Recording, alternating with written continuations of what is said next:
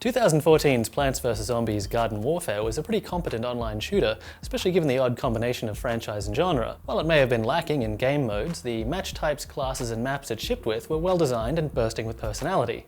As a third-person shooter, it played a lot better than I ever expected it would, but it was too shallow and too microtransaction driven to have any real staying power. And so ended that experiment. Or so we thought.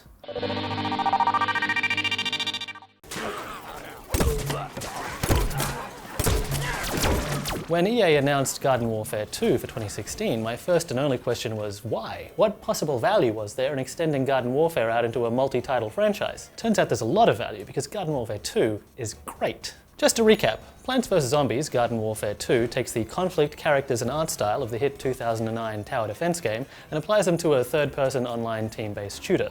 Plants on one side, zombies on the other. Players choose from a variety of distinct classes, now boosted to 7 per side, and shoot each other until one side wins. Along with team-based territory grab game modes, there's a base defense mode called Garden Ops that captures the intent of the original 2D game. True to the original game, the plant and zombie classes are fun to play and fun to watch, and there's enough variation in their abilities to ensure that everyone will be able to find a character that matches their style. My personal favourites are the new zombies, especially the melee-focused heroic superbrains, and the adorably deranged imp who can, after a set amount of time, call in a giant semi-indestructible robot to assist in the battle. I assume that's an homage to Titanfall, which is, well, a little bit sad.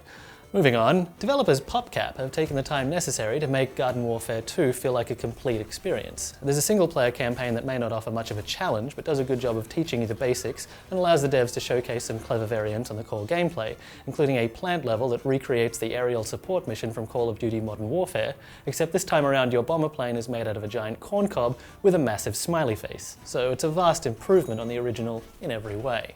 Every mode can be played solo, and most game modes can be played in split-screen co-op, a phenomenal inclusion that will ensure Garden Warfare 2 remains in rotation at my house for a very long time. Online players complete chaos in a very welcoming way, though it's hard to say how long the community is going to stick around. The standard modes were well populated at the time of this review, but not every mode had a full map. Garden Warfare 2 is just Garden Warfare 1, except improved in every way that counts. There's simply more stuff to do this time around, but none of it feels arbitrarily tacked on or artificially inflated, and the overall experience is smoothed out from start to finish. Even the roll-my-eyes microtransactions are simplified and not at all necessary to enjoy the game. Everything that worked about the original game has been built up and fleshed out, making Garden Warfare 2 the most generous online shooter released in, well, forever. If you've hesitated over picking it up, because that's a perfectly sane response to the release of Garden Warfare 2, hesitate no longer. It's really great.